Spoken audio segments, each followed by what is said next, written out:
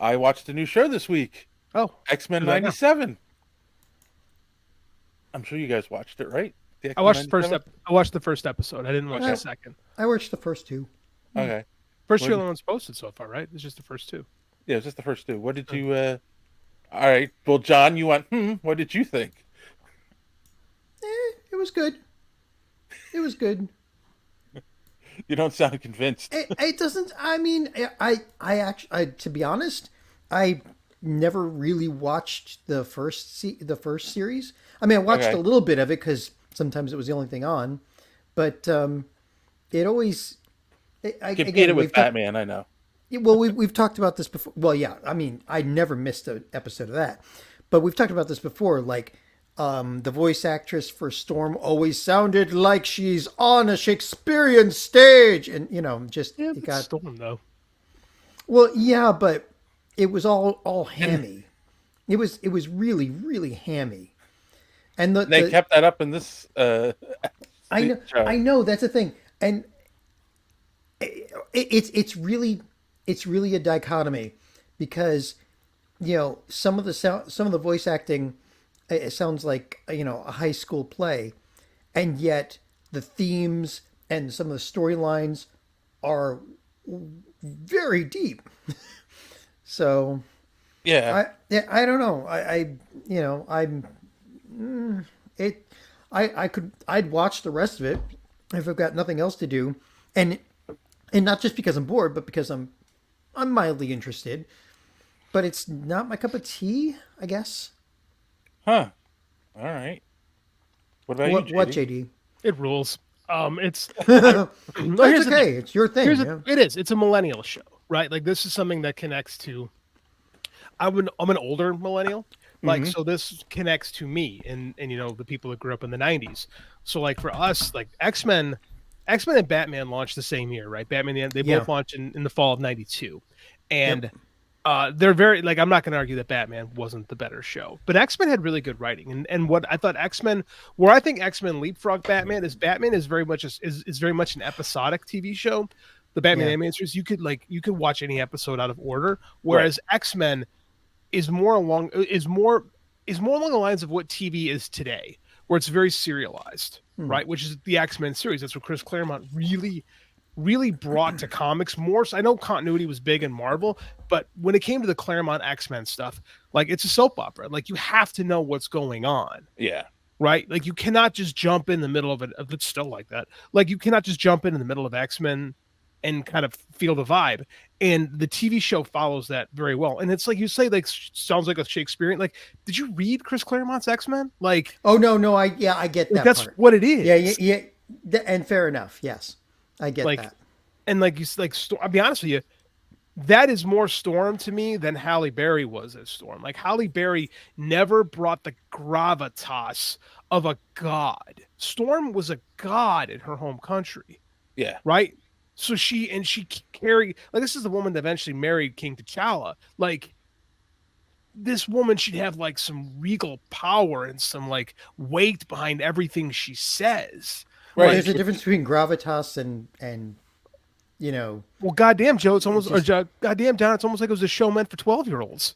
I know, right? Isn't that amazing?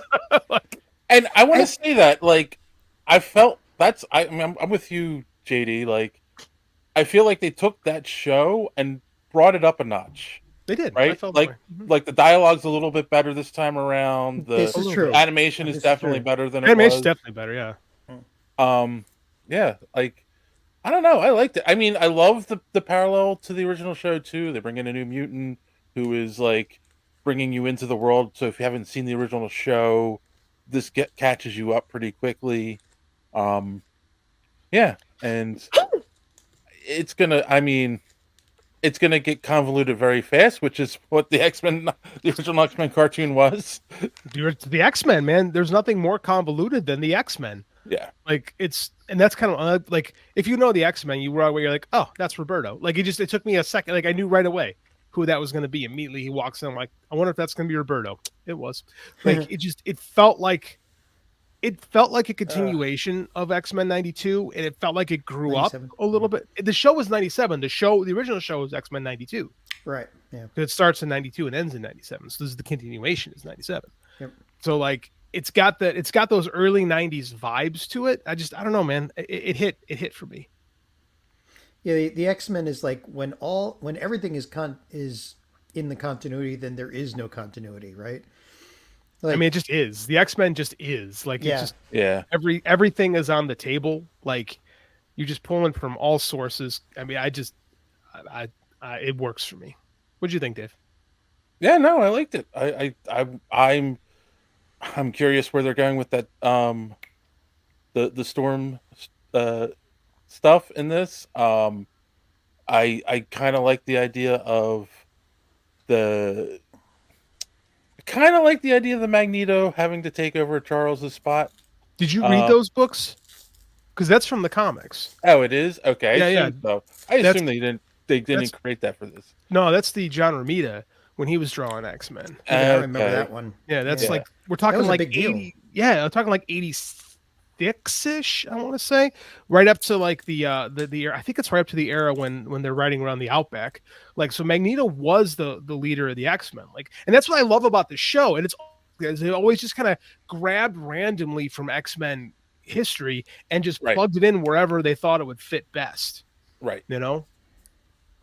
Yeah, I'm also curious about how um the Bishop is part of the team and he's not wearing his wristband. So like how's he in our time? Like I want to see how they explain that. Obviously that'll be revealed as it goes along. Freaking God, I love Bishop. Bishop is like one of my favorite X-Men. Like I'm so stoked. They got rid of the Jerry curl, which I guess the Jerry curl mullet, which I guess I just have to live with. But like it still works for me. Well, Such a cool character. Bishop and Cable are like two of the more popular ones, right? Well, they were in 1992, which is why they are here in 1997. Fair enough. Oh, wait, you didn't watch the second episode. I did not watch the second episode. What happens in the second episode? Go ahead and ruin it. Everyone else has heard it but me. Hey, I watched one. That's a step in the right direction for me. The baby is born. It's Cable, right? Yeah. Yeah, of course. Okay, now here's a question. Is it Cable or is it X-Man? Do we know for sure? We don't know. They just said what's It Cable's could- actual name?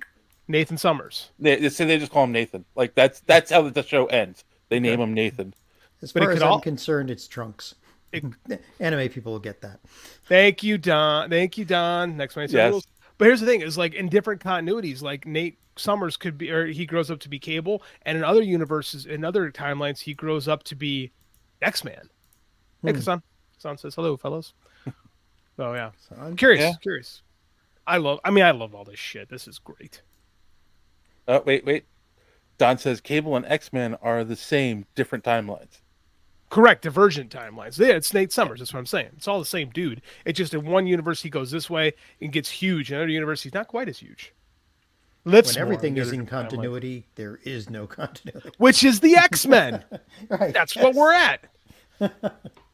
X-Men is Cable without the technovirus. technovirus, but he got the technovirus, right? So it's divergent. I get it, same dude, different timeline. He Which needed the technovirus to nerf him because otherwise he's the most powerful. Was it psionic or empath or Omega Little telepath? Mutant. Like that's the thing is like X-Man is that guy. Yeah. So I'm curious. I don't know. I might be going off on a tangent that doesn't need to exist. It might just be Cable and they're going to keep it simple. But you never know. Yep. Oh wait, no. I'm sorry. There is a twist at the end of the episode. I didn't mention. What happens? We're here. Tell me. There's a knock at the door of the X Mansion, and it's I don't know. Jean. And it's future Trunks. It's now. Jean, and Jean is in the mansion, and she Oh. goes, "Help me, X-Men," and passes out. So there's two genes. Yeah.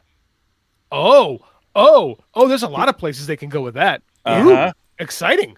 That's Phoenix Saga stuff, though, isn't it? Could be Phoenix, could be Maddie Pryor. We could be getting into Inferno. There's multiple genes. Clone Gene. Omega Yeah. level threat that was detected was the best line, yeah. Could be clone. There's a million things they could do. I'm excited. Yeah. God, I love this show already. Laughing my fat ass off. Inferno is what I'm talking about. Oh, Inferno. Yeah. I thought that was. I thought it said LFMNO. Oh no, Inferno. It's like one of the best X-Men. It's where Madeline Pryor becomes the Goblin Queen, and she like gets the forces of hell, and they all invade New York. It's one of the best, one of those great Marvel crossovers of the late '90s, back when that stuff was still kind of cool before it became played out and lame. Inferno's great. It's great shit, man. And they gave Madeline Pryor the most ridiculously non-functional supervillain costume of all time. It's like one step out, and maybe even like a quarter step out of Playboy. It's ridiculous. Bet it sold a lot of issues. Oh yeah, because guys are pervs. Well, John still has his Marvel swimsuit issues. Hey, John reads Zenoscope, man. Yes, I read for the article, Zenoscope. for the words. For the words. Much like storylines. Much like we buy Playboy for Norman Mailer's take on something or other. Yeah. Oh my Gamikai. Jeez. Oh my God. Bless you. All right. Well, I say if you're not watching it, go watch it. It's good. Don't listen to any of the haters. Like, I don't know why there's some people haters? Don't like. Really? Oh, there's haters for everything. I hate people. Yes. I am also a hater. Yeah, look at the was it the reviewers for Ghostbusters for the movie that we're going to do today. We'll talk about that. There's Here's what I'm saying. Don is one of the biggest X-Men fans I know. He loves it. My buddy Jeremy Finestone, humongous X-Men fan. He loves it. Like, the right people like this stuff. So if you love the X-Men, you're gonna like it. If you're like John, it just wasn't your thing, I'm not gonna connect with it. Actually, yet, you know what? And yet I am still interested, which tells you how good it must be. Yeah. I felt like they made Scott a real badass. Scott is a badass. Yeah, in this one finally. Right, but like I didn't feel like that in the original cartoon. He whined a lot in the original cartoon. Yeah. But Scott also kind of whines, Right, but when he shows up and he's using the visor to like slide across, that was his awesome. eye blast, that was such a great scene. When the Thunderbird, when the Blackbird blows up and he's falling, and he uses the concussion blast to fly. I'm like, well, that's cool. I've never seen that before. That rules. Right, because I'm like, wait, no one's saving him, and then he like does that, and I'm like, oh, that's cool. Warren Ellis, I know Warren Ellis is kind of persona non grata in comics these, but he had a great take on Scott's. He's like Scott's Marvel's Batman. He's trained from birth to be the leader of this paramilitary mutant team, and he's a badass. And it's like, yeah, Scott is that, but he is kind of whiny. So I kind of connect with a guy who's like kind of a badass, but also super whiny. Speaks to me. See that. I was supposed to say, I see that very clearly. Speaks to me personally. On a very deep personal level. I love Scott. That's one of my favorite superheroes. Thanks for watching this clip from the Superhero Speak podcast. And don't forget to watch us live every Sunday night right here on this channel. While you're here, hit the subscribe button and click the bell for notifications so you won't miss out on any of our great upcoming content. Speaking of content, don't forget to check out our website, superheroespeak.com, where you can find the podcast, links to our social media, merch, comic reviews, and so much more. That's superheroespeak.com. Thanks for watching, and don't let your cape be caught in the door. See you next time.